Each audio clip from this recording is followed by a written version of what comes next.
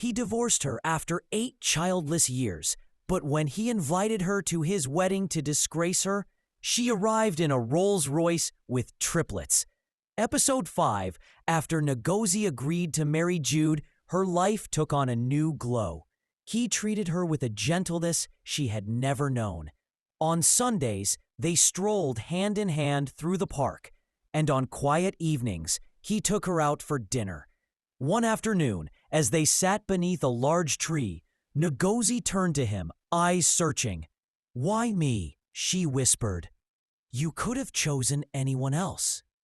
Jude smiled softly. "Because you are the most real person I've ever met. You carry pain, yet still find a way to smile. That strength, that heart, is what I want beside me." Ngozi's eyes welled with tears. She reached out and gripped his hand tightly.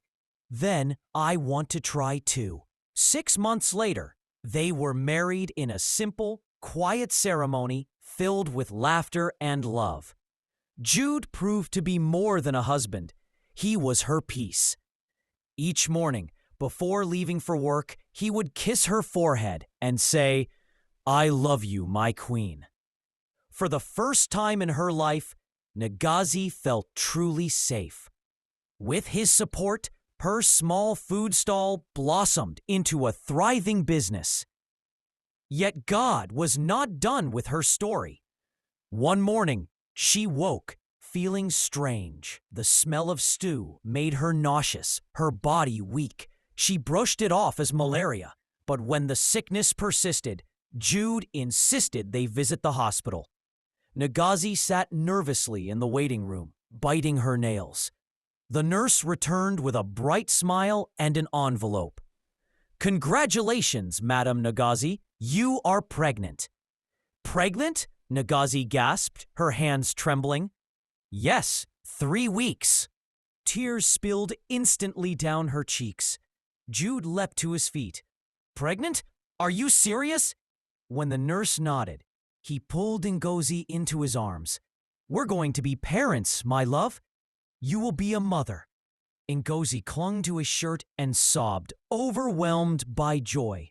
The months that followed were filled with excitement, but nothing prepared them for the shock during a routine scan. The doctor froze, staring at the screen. "Madam, there are 3 heartbeats." Ngozi sat up, eyes wide. "Yes, you are carrying triplets." Her scream of joy echoed through the hospital. Jude, overwhelmed, fell to his knees later that night. "God, you have done too much. 3 children at once." The news spread quickly. Neighbors brought baby gifts even before the birth. Their home overflowed with laughter, anticipation, and gratitude. Then, one bright Saturday morning, Ngozi delivered 3 healthy boys. Tears streamed down her face as she held them. "I am not barren, after all. My God has proved them wrong." Jude stood beside her, weeping with joy. The nurses clapped, celebrating with them. At last, Ngozi's tears of sorrow had been replaced by tears of victory.